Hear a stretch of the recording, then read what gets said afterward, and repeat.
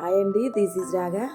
ఈరోజైతే ఎంతో ఈజీగా ఎంతో టేస్టీగా ఉండేటువంటి ఒక హెల్దీ రెసిపీతోటైతే మీ ముందుకు వచ్చానండి.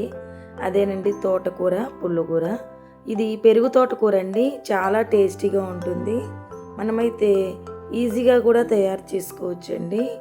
ఎంతైనా ఆకుకూరల్లో పీచు పదార్థం ఎక్కువగా ఉంటుంది కాబట్టి మనం రెగ్యులర్గా ఎక్కువగా తీసుకోవడానికైతే మనం ఈ ఆకుకూరల్ని ప్రిఫర్ చేయాలండి. ఎక్కువగా ఆకుకూరలు తీసుకోవడం వల్ల మన బాడీకి ఐరన్ కూడా అందుతుందండి. ఇప్పుడైతే నేను పుల్లకూర తయారు చేసుకోవడానికి పచ్చిశనగపప్పునైతే వాడుతున్నానండి. దాన్ని ఒక అర గ్లాస్ వరకు తీసుకొని శుభ్రంగా కడిగేసుకొని నీళ్ళు వేసుకొని ఒక అరగంట పాటు పక్కన నానబెట్టుకొని ఉంచుకుంటానండి. ఈ లోపల తోటకూరని ఒలుచుకొని దాన్నైతే కడిగి తీసుకున్నానండి.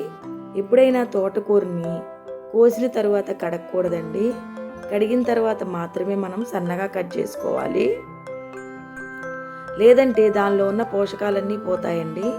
తరువాత దీనిలోకైతే కొంచెం టమాటాలు ఎక్కువగానే వేసుకోండి, టేస్ట్ చాలా బాగుంటుంది.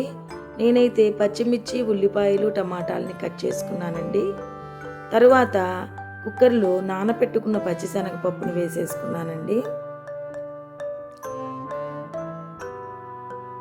ఆ తరువాత కట్ చేసుకున్న ఉల్లిపాయల్ని పచ్చిమిరపకాయల్ని టమాటా ముక్కల్ని కూడా మనము వేసేసుకుందామండి. తర్వాత సన్నగా కట్ చేసుకున్నటువంటి తోటకూరను కూడా మనం కుక్కర్లో అయితే పెట్టేసుకుందామండి. ఇది చాలా టేస్టీ రెసిపీ అండి, హెల్త్కి చాలా మంచిదండి. ఇది పెరుగు తోటకూర. తరువాత పసుపును కూడా యాడ్ చేసుకుందాము. తర్వాత ఉప్పును కూడా ఇప్పుడే వేసేసుకోండి. ఆకుకంత ఉప్పు పట్టి చాలా టేస్టీగా ఉంటుంది. ఇందాక మనము పచ్చిమిరకాయలు ఎక్కువగా వేసుకున్నాం కాబట్టి చూసి వేసుకోండి కారాన్ని. కొంచెం చింతపండునైతే వేసుకోండి.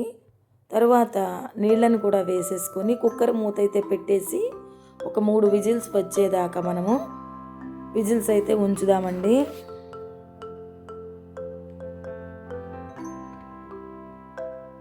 చూసారా, ఇప్పుడైతే విజిల్స్ వచ్చేసినాయండి. కుక్కర్ ఆరిన తర్వాత మూతను ఓపెన్ చేసేసుకొని దాన్ని అయితే మెత్తగా వెనుపుకుందామండి. పప్పు అయితే మెత్తగా వెనగాల్సిన అవసరం లేదండి, అది బద్దలుగా ఉంటేనే టేస్ట్ బాగుంటుంది. తరువాత కొంచెం కొత్తిమీరను కూడా యాడ్ చేసుకొని వెనిపేసుకుందాము. తరువాత తాలింపు అయితే చేసుకుందామండి. ఇప్పుడు మనము చూసారా, కొంచెం ఆయిల్ వేసుకొని తాలింపు దినుసుల్ని ఎండుమిరపకాయలని వేసుకొని కచ్చాపచ్చాగా కొట్టిన చిన్నులపాయ రెబ్బల్ని కరివేపాకును కూడా మనము యాడ్ చేసేసుకుందామండి. తరువాత వెనిపి పెట్టుకున్న తోటకూరను కూడా యాడ్ చేసుకుందామండి తాలింపులోకి. ఇది చాలా టేస్టీగా ఉంటుందండి, హెల్త్కి కూడా చాలా మంచిదండి తోటకూర. దీనిలో ఐరన్ ఎక్కువగా ఉంటుందండి. బ్లడ్ తక్కువగా ఉన్నవాళ్ళు దీన్ని రెగ్యులర్గా తీసుకోవడం హెల్త్కి చాలా మంచిదండి. నా రెసిపీ కనుక మీకు నచ్చినట్లయితే ప్లీజ్ లైక్ చేసి షేర్ చేసి సబ్స్క్రైబ్ చేసుకోండి. కమెంట్ చేయడం మాత్రం మర్చిపోవద్దండి.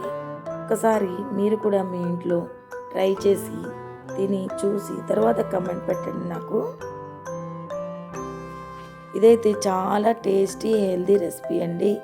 10 నిమిషాల్లో మనం తయారు చేసేసుకోవచ్చండి దీన్ని ఈజీగా మన ఇంట్లో.